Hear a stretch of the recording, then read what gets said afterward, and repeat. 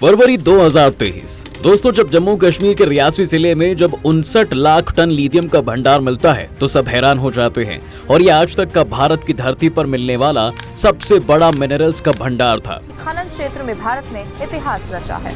5.9 million tons of high quality lithium। जिसके बाद ऐसी उम्मीद लगाई जा रही थी कि इंडिया आने वाले समय में लिथियम को रिफाइन करके इलेक्ट्रॉनिक व्हीकल मार्केट का किंग बन जाएगा।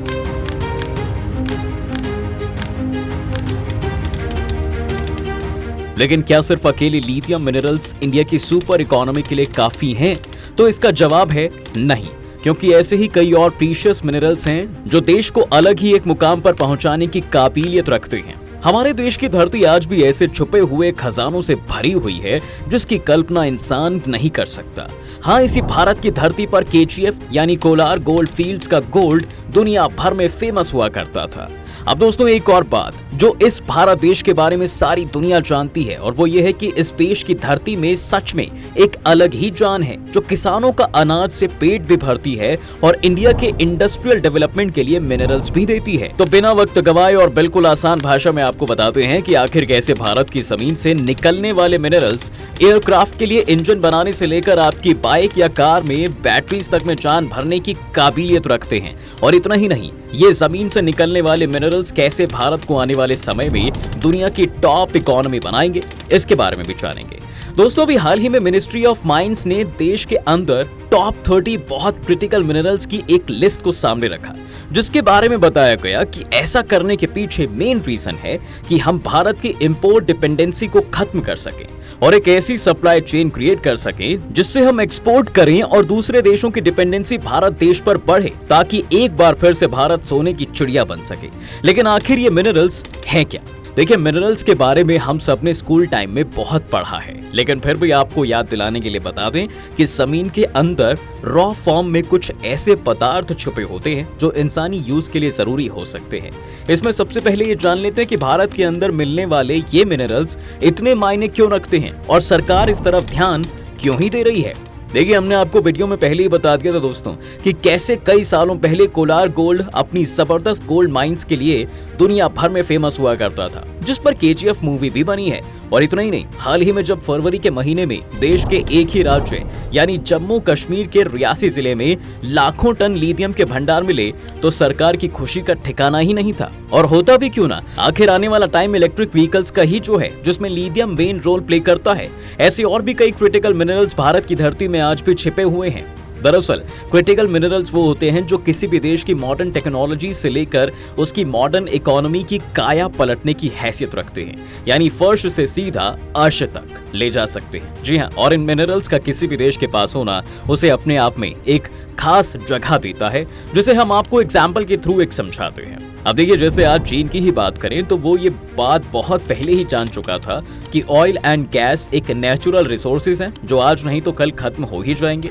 इसलिए उसने अपना ध्यान बहुत पहले ही इलेक्ट्रिक व्हीकल की तरफ मोड़ लिया था और आज वो दुनिया भर में इलेक्ट्रिक व्हीकल्स में यूज होने वाली लिथियम बैटरीज का सबसे बड़ा बाजार बन बैठा है, जिसके चलते न सिर्फ उसने एक जबरदस्त सप्लाई चेन क्रिएट कर ली, बल्कि आज सबसे बड़ा एक्सपोर्टर भी है और उसका भी एक क्लाइंट भारत खुद भी है।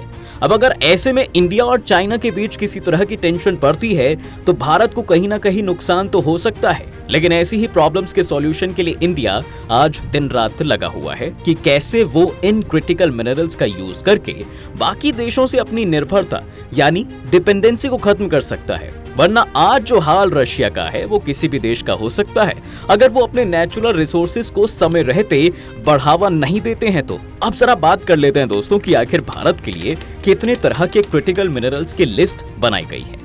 लिस्ट में 30 इंपॉर्टेंट मिनरल्स को शामिल किया गया है, जिनमें से 17 रेयर अर्थ एलिमेंट्स और 6 प्लैटिनम ग्रुप मेटल भी शामिल हैं। हर मिनरल्स को उनके इकोनॉमिक इंपॉर्टेंस और भारत के जियोलॉजिकल रिजर्व्स में लिमिटेड अवेलेबिलिटी के बेसिस पर इंपॉर्टेंट माना गया है। इसमें से कुछ जो सबसे जरूरी हैं वो है beryllium, bismuth, cobalt, copper, gallium, germanium, graphite, lithium, niobium, nickel, phosphorus, potash, silicon, strontium, tantalum, selenium और कैडमियम। आपको एक चीज जो सबसे ज्यादा हैरान कर सकती है दोस्तों यहाँ पर, और शायद जिसकी वजह से देश की सरकार ने इस दिशा में ये कदम भी उठाया है, वो इसलिए कि आज इंडिया की इंडिपेंडेंसी इन 10 मिनरल्स को लेकर दूसरे देशों पर 100% है। और ये हैं lithium, cobalt, nickel, vanadium, niobium, germanium, rhenium, beryllium, tantalum और स्ट्रोंडियम। ये अपने आप में ऐसे मेटल्स हैं जो किसी भी देश की इकोनॉमी और डिफेंस सिस्टम को उतनी मजबूती दे सकते हैं जिसके बारे में आप सोच भी नहीं सकते। और यही एक रीजन है कि आज चीन इस चीज में लीडर बना बैठा है। आज चीन दुनिया का लार्जेस्ट प्रोड्यूसर है। क्रिटिकल रिसोर्सेज के मामलों में 68% निकेल, 59% लिथियम और 40% कॉपर का अकेला मार्केट चीन ही संभाल रहा है। तो एक बात तो पक्की है कि अगर इंडिया को फ्यूचरिस्टिक प्लान बनाकर खुद को सेल्फ सफिशिएंट बनाना है तो उसे भी अपने क्रिटिकल रिसोर्सेज पर ध्यान देना ही होगा। Now why self sufficiency is essential for India. दोस्तों, हमने भी देखा है कि कैसे रशिया और यूक्रेन के बीच जब युद्ध छिड़ा तो एक के बाद एक कई सैंक्शन रूस पर लगा दिए गए, जिसकी वजह से उसे अपना ही ऑयल सस्ते दामों पर ही बेचना पड़ा क्योंकि कोई रूस से डील करने को तैयार ही नहीं था। और ठीक ऐसा ही तब हुआ जब चीन और जापान के बीच भी पॉलिटिकल डिस्टर्बेंस हुई थी। तो चीन ने जापान को एक्सपोर्ट किए जाने वाले मेटल्स और रिफाइनिंग ऑब्जेक्ट्स को रोक दिया था, जिससे जापान की इकोनॉमी को बड़ा झटका लगा था क्योंकि वो मिनरल्स के लिए पूरी तरह से चीन पर ही निर्भर हो गया था। और इतना ही नहीं, अभी हाल ही में यूएसए और चाइना के बीच एक टेक वॉर भी छिड़ गया है, जिसके चलते चीन ने अमेरिका और उसकी अलाइड कंट्रीज पर गैलियम और जर्मेनियम की सप्लाई को रोक दिया है। अब आपको बता दें कि ये दोनों मिनरल्स सोलर पैनल और सेमीकंडक्टर के बनने में मेन रोल प्ले करते हैं। Now, what are these minerals? हमने आपको वीडियो की शुरुआत में बताया था कि लगभग 30 ऐसे क्रिटिकल मिनरल्स हैं जो भारत के लिए मील का पत्थर साबित हो सकते हैं। और यही मिनरल्स आपको फोन से लेकर जहाज तक के बनने के लिए बहुत जरूरी हैं। कॉपर, कोबाल्ट, लिथियम और टंगस्टन जैसे मिनरल्स हैं जो आपके मोबाइल से लेकर लैपटॉप और टीवी मैन्युफैक्चरिंग इंडस्ट्री में भी यूज किया जाता है। इसके बाद अगर बात की जाए तो इंडिया को मजबूती देने वाले सेक्टर जैसे कि एरोस्पेस और डिफेंस सेक्टर में भी लिथियम, सिलिकॉन और निकल जैसे जरूरी मिनरल्स का अहम रोल है। अब जैसे अगर सिर्फ लिथियम की ही बात करें तो ये इलेक्ट्रिक व्हीकल्स की मार्केट को बदलने की काबिलियत रखता है और ये इंडिया को इंडिपेंडेंट बनाएगा।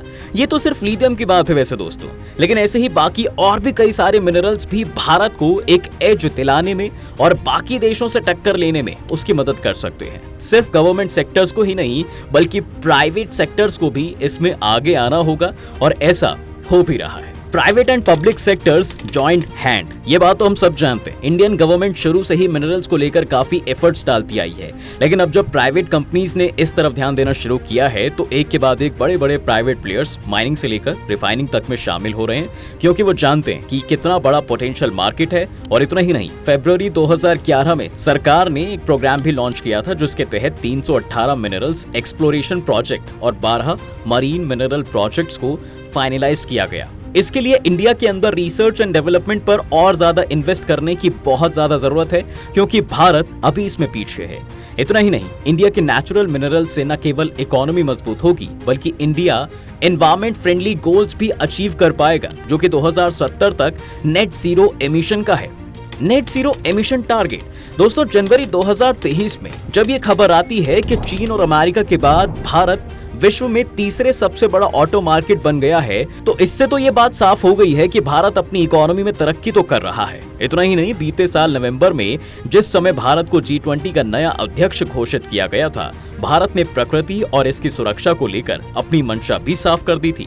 पेट्रोल और डीजल जैसे रिसोर्सेज काफी लिमिटेड हैं, जिसके चलते भारत इस दिशा में नए नए कदम उठा रहा है, जिसमें से एक कदम यह भी था कि वह 2030 तक 30% व्हीकल्स इलेक्ट्रिक बनाएगा। अब क्योंकि लिथियम इलेक्ट्रिक व्हीकल्स में यूज की जाने वाली बैटरी का मेन कंपोनेंट है, इसलिए सरकार देश के अंदर ही नहीं बल्कि देश के बाहर भी ऐसे धातु के भंडार की खोज कर रही है जो उसे ग्रीन एनर्जी की तरफ ले जाए और आत्मनिर्भर बनाए। दोस्तों, GSI यानी जियोलॉजिकल सर्वे ऑफ इंडिया के अलावा मैं आपको बता दें, पब्लिक इंटरेस्ट की 3 इंपॉर्टेंट कंपनी यानी national aluminium company, Hindustan copper और मिनरल एक्सप्लोरेशन कॉर्प भी काफी समय से इस दिशा में काम कर रहे हैं। चीन अभी तक लिथियम का 75% मार्केट संभाल रहा था, लेकिन भारत अब चीन से अपनी निर्भरता को पूरी तरह से खत्म करने की कोशिश में है और इसी के तहत उसने अर्जेंटीना की एक कंपनी के साथ लिथियम को लेकर India Argentina agreement for lithium deal भी की थी। लिथियम इलेक्ट्रिक वाहनों में यूज होने वाली बैटरी का एक मेन कंपोनेंट है।